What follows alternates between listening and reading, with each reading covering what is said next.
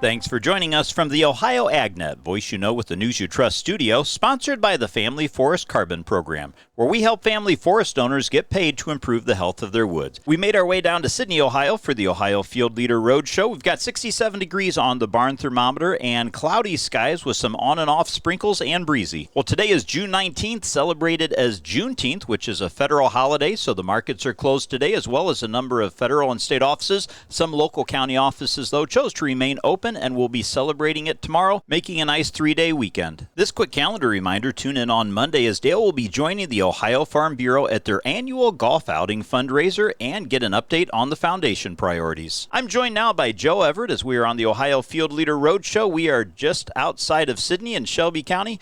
Joe, tell us a little bit about the farm and the family. Yeah, so we just farm in Shelby County, on the southern part of Shelby County in Miami and in Champaign. And here I work with my dad, my uncle, and my cousin on our family's operation. Very good. Well, it's been an interesting spring, to say the least, sort of a split planting season. What have things looked like on your farm? Well, that's a very good way to put it. It's definitely been there definitely was a split. The crops we got in the late, like the middle to the later part of April, looked really good and had really come along. And then we kind of went through a spell where we just were wet and it got cold and things didn't dry out. So we were, driving around checking fields, and it took a while to find fields that were ready to go there through roughly the middle part of May. And we really didn't get back going until that later part of May, and finished up about that first week of June. What's sort of the split or proportion of the different crops you raise? We're about 50% on corn and soybeans, so that's just about the rotation we run here on our operation. Sure. What are some of the markets you deliver into then? So for us, majority of our corn goes to the Greenville Anderson's ethanol plant, and also goes down to Dayton Cargill for corn, and then all of our soybeans, they go to the Sydney Cargill plant for us, which is real convenient for where we're located.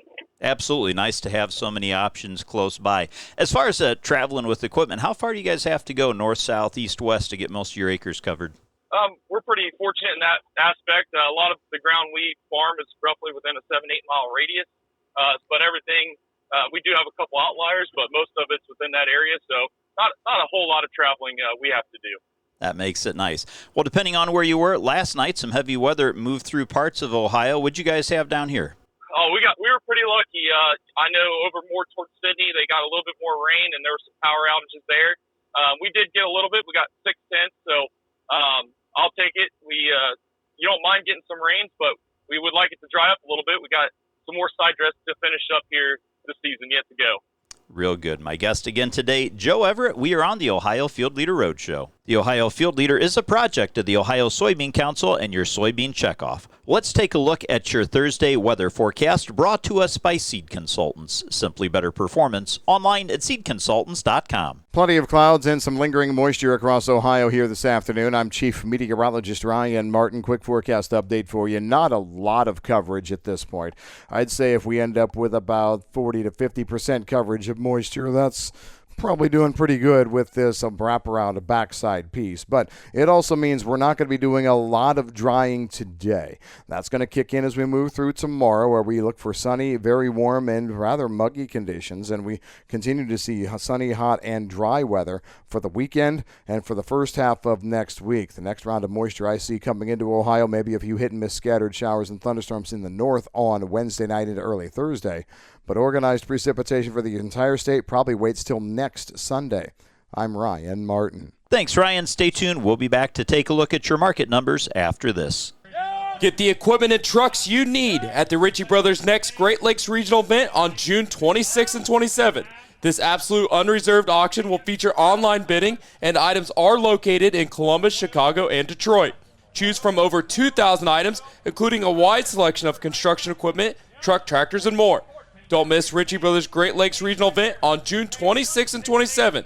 For more details, visit rbauction.com. Again, that's rbauction.com. Let's get an analysis on today's markets from Leist Mercantile. This update brought to us by Brandt, helping growers take control for over 70 years. This is Ryan Metzger with Leist Mercantile. Today we have the board closed for the holiday, and export data will be delayed until tomorrow. I want to focus on yesterday, where we had a rally in the wheat market that can be attributed to First, the technical bounce that we saw, managed money doing short covering, delays in the wheat harvest that have some worrying about the quality of the crop, and of course tracking the rising tensions that are going on in the Middle East. Please visit our website, licemercantile.com, to learn more about our grain marketing program and crop insurance services. And thanks, Ryan. Well, let's take a look now at how those markets closed yesterday, brought to us by Seed Consultants. Simply better performance online at seedconsultants.com. Well, July corn closed the day up 2 cents at $4.33.5, and December new crop corn was up 5 1/4,